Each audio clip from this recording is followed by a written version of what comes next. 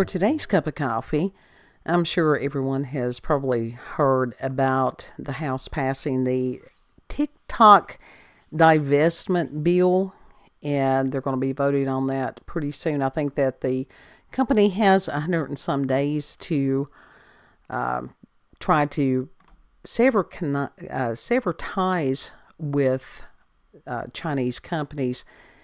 And I think what's concerning to everyone, it's not necessarily as far as TikTok, because it doesn't matter what kind of an app you have or what you use on that. It is a matter of freedoms. And we've already seen what has happened when certain individuals decide certain people can speak and certain ones can't. And personally, I don't think that they should ban it. I don't use TikTok. Youngest kid does use TikTok. Do I think that there is an exorbitant amount of idiocy on there? Yes. But it's up to the individual what they choose to consume. And that includes anything in social media. And that's up to parents. If their kids are using the TikTok, well, parents, you are parents. You are paying the bills for these cell phones and these devices, and it's a matter of people learning to parent properly again. So, do I think that they're going to try to do some other kind of fuckery with this bill if it passes? Yes, I do. Because it's been done before. And from a few days back, actually this is more than a few days back, I've been sitting on this story for a while, longer than I thought, from Daily Mail and by Alice Wright from February the 25th of 2024. There's other bills in certain states that are dealing with deep fakes and AI.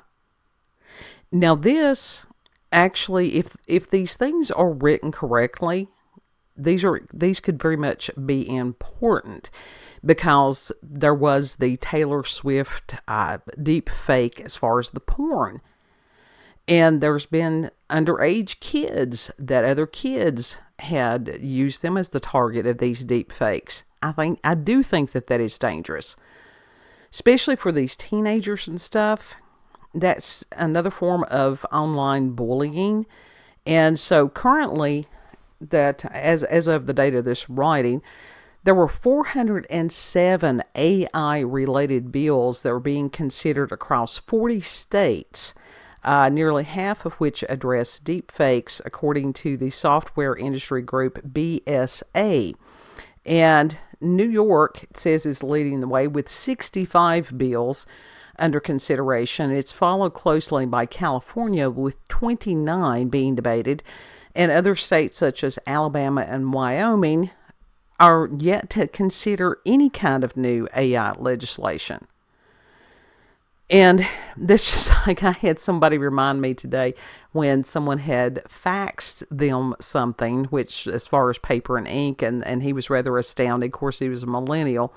And he's like, everything is done electronically now. There was no need for documentation to be sent on actual, in this form. It's considered antiquated now. And he was absolutely right. And I was a little bit shocked. It's like, yeah, he's absolutely correct on that. So some of these legislators are not keeping up with the times. That's part of the problem, because this technology is advancing beyond anybody's imagination on some of these things. I hate that it took Taylor Swift for people to finally pay attention to how dangerous this could be. And there's a lot of ways that an individual can be harmed by these deep fakes. And I know there in Tennessee, it said that, I'm trying to scroll down through here, that they have something that is called the Elvis bill, which was quite clever, if I can find it, as far as people's voices. And it says that it's the state's ensuring likeness, voice, and image security. And that's what the Elvis Act stands for. And it actually was passed in January by the state's House Banking and Consumer Affairs Subcommittee in a unanimous vote, not voice. And the act aims to prevent artists' voices being used without their permission in a song that they didn't create. And I have heard some of the deep fakes on the songs. Personally, I didn't think that they sounded like the people, but the technology, because it is leaps and bounds every day, this thing is getting better and better and better. And it's hard to believe, but that is how it is. And it says other states are already, they have legislation to prevent moves such as cloning a celebrity's voice and manipulating it to advertise products without their permission.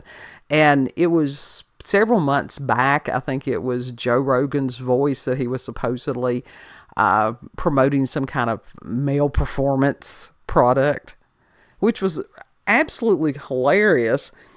But humor aside, he wasn't involved in this at all. And so with this, and they're saying as far as a threat to democracy,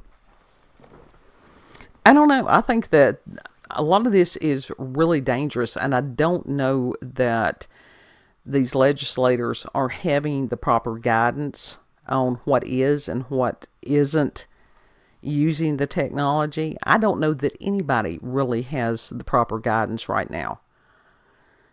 Because how scary is it to think that a deep fake would come out as far as a world leader?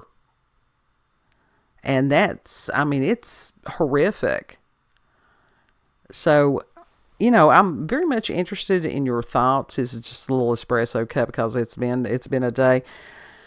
On what you think about the TikTok ban. Should it be banned? Should it not be banned? Do you think that more fuckery is going to come from this legislation? I mean, why have they just now, this has been around for a while. What do you think about these states enacting laws to at least have some kind of recourse against people that are doing the deep fakes? It's frightening. It is just truly frightening. So, I'm very much interested in your thoughts on this. If you've had experiences with paranormal or supernatural encounters with UFOs, aliens, cryptids, send me an email, cupofcoffeewithscream@gmail.com, and that email address is there in the description box. And I'll put the link to the article because I just hit the highlights on that. And, yeah. I always enjoy reading your all's comments because I learn things from you all. Like, share, subscribe, do all that good stuff, whatever you're supposed to do.